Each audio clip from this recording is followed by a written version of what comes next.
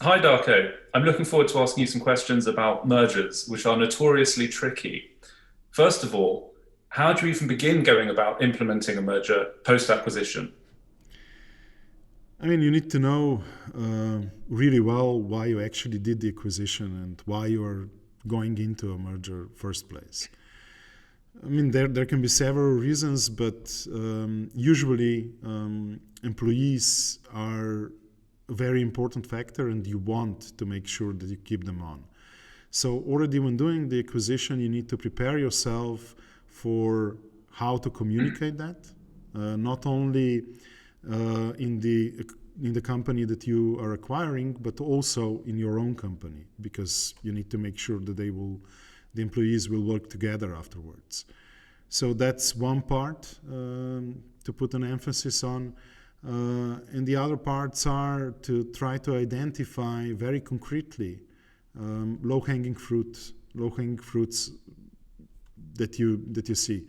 Basically, how you can either lower the costs or increase revenues on the combined scale and so forth. And speaking of communication, which is so important after an acquisition, what happens to the two company cultures? Do they move to a new average, or do they just move to one side or the other? So it to a certain extent it also depends what's the difference between the two companies. So if the acquiring company is really humongous and super large, it will probably really assimilate the smaller company.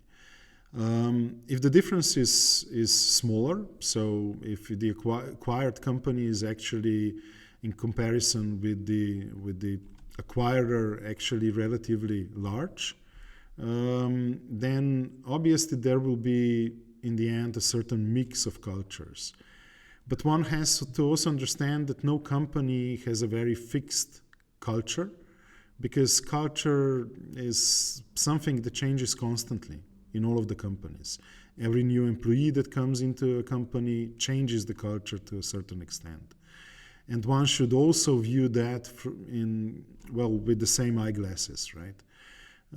What that also means is that if you communicate clearly what kind of behavior you expect or want, or you encourage, what kind of culture you have in your company, you will be able to transfer at least parts of that also to the company that you are acquiring. And if you do that the right way, then the mix, basically taking also the good parts of the culture from the acquired company, can present a win-win situation for everybody involved. Even with the best run process and the best communication, there will be some of the key management from the acquired company who will have received some money, will be looking at a change in management and a change in culture, and might think it's the time to leave. What can you do to retain those key people? I mean, there are several tools, let's call them like that, that you can use. Uh, some of those tools are also financial ones. So you can structure basically a new stock option scheme that encourages people to remain with the acquiring company, right? Also, so after the acquisition, you can also sweeten the whole process with certain bonuses and so forth. But above all, you need to be very attentive to the feedback that you're getting from both parts, but especially from the acquired company. And you need to promptly react to any reservations, questions, or anything else that pops up. All of that basically helps to make sure that the whole transition is relatively seamless, and that people stay on board and create further added value as basically everybody wants to.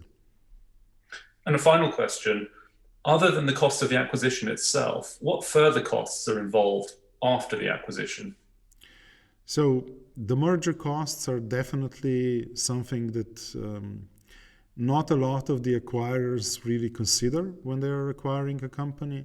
And those include from very technical stuff like, I don't know, integration of IT systems or productions and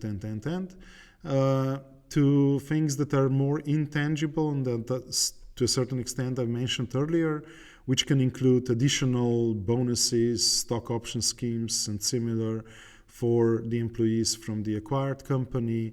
Then basically additional human resources dedicated, or human resource professionals dedicated to the merger, so that you can react quickly to any reservations and so forth. Those are basically the costs that every company that is acquiring another one should consider and have in mind. Darko, thank you very much. I look forward to our next talk. Thanks, Anton. Interested to learn more? Visit www.dg180.ch and get in touch.